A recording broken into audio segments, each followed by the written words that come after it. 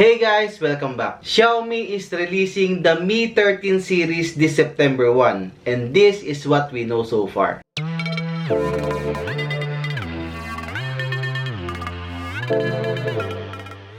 Every year, inaabangan ng mga Xiaomi fans yung release ng T-Series. Kasi pang flagship phone na yung specs niya, pero mas affordable yung price. So ngayon, pag-usapan natin yung mga details ng phone na to that I have gathered from different tech websites. Unahin nating pag-usapan yung design. Sa ngayon, wala pa tayong available na live photo ng Mi 13T. Pero meron ng leaked article ng possible schematic design. Location and arrangement pa lang ng camera, yung pwede natin na makuha sa picture na to. And wala pa rin yung back design. Pero don't worry kasi I will post updates sa Facebook page ko. So make sure to follow para lagi kayong updated. Okay, sunod nating pag-usapan is yung display. The Mi 13T will have a 6.67-inch AMOLED display with 1.5K resolution. Meron din siyang 144Hz na refresh rate na saktong-sakto lalo na if you love mobile gaming. Pero hindi lang yan kasi meron din siyang Pixelworks X7 visual processor that will help to improve visual performance in terms of gaming. This chip allows the GPU to work more smoothly. At the same time, it allows to further increase the FPS in mobile games. Next would be charging and battery. The Mi 13T and Mi 13T Pro will both have a 5000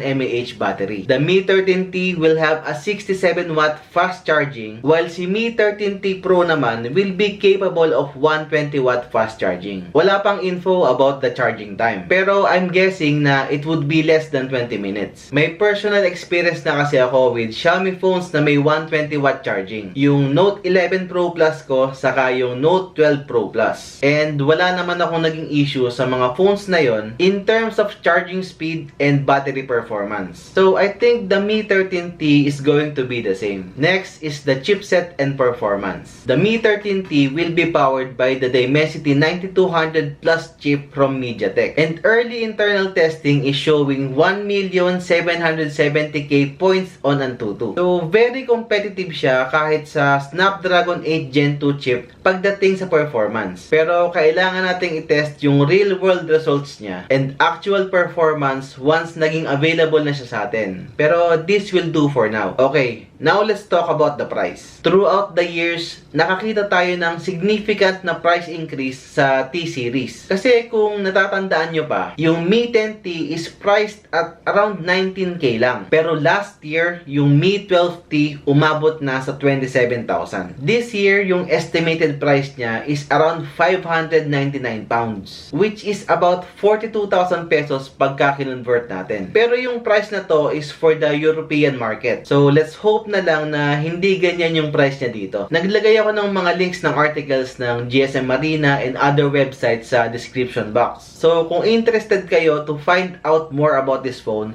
check nyo na lang later. As always, my goal is to give you guys enough information to help you decide kung anong phone ba yung para sa inyo. So if you're interested in unboxing videos, tutorials, and informative videos like this one, please consider subscribing. So what do you guys think? Worth it ba yung mga nabanggit ko na features and improvements ng Mi 13T series sa projected price niya? If you have questions and suggestions for our next video, leave a comment down below and I'll make sure to reply. Thumbs is a plus, subs is a must. I'm the Unboxing Tito and I will see you next time.